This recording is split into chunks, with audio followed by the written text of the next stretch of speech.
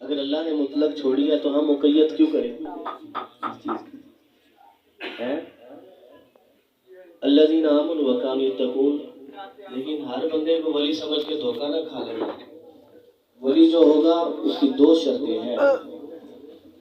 وہ صحیح العقیدہ بھی ہونا چاہیے، بے ادب نہیں ہونا چاہیے، گستاخ نہیں ہونا چاہیے. صحیح العقیدہ، عقیدہ کہہ رہا ہوں، عمل نہیں کہہ رہا. صحیح العمل نہیں کہہ رہا، وہ اس کی شان ہے، وہ بھی اس کا حصہ ہے.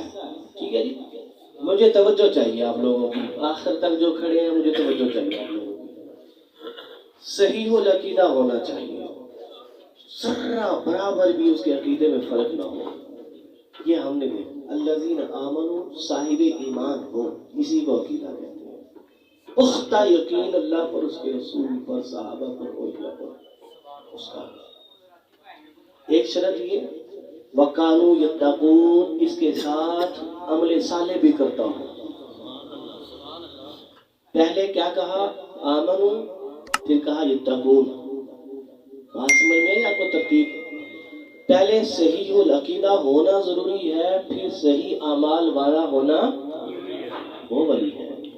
پھر فرمایا لہم البشریٰ، ان کے لیے بشارتیں ہیں، فی الحیات دنیا و فی الآخرہ، دنیا کی زندگی میں اور آخرت کی زندگی میں. کیا بشارتیں ہیں؟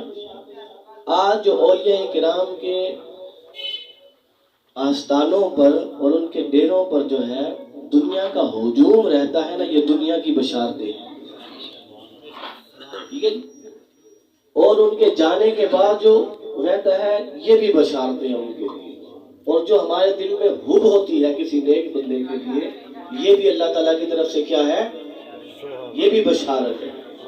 ٹھیک ہے جی. پھر آخرت میں تو جو ہے وہ تو بہت لمبی گفتگو ہے، وہ تو ہے ہی ہے، یہ دنیا میں ہے. یہ جو دین کی وجہ سے ہمارے دل میں کسی کی محبت آ جاتی ہے، لہم البشریٰ فی الحیات دنیا و فی الآخرہ، یہ ہے. اگرچہ اس کی تفاسیر اور بھی ہے. اچھے خواب جو ہے وہ بھی بشارتیں ہوتی ہیں.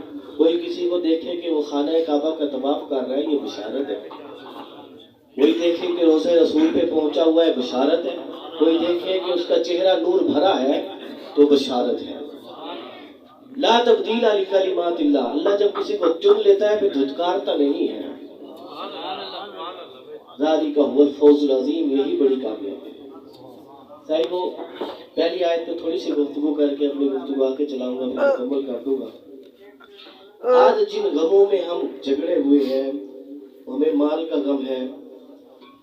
مال کی کمی کا غم یہ غم نہیں ہے کہ ہمیں کھانے کو نہیں ملے گا رات کو.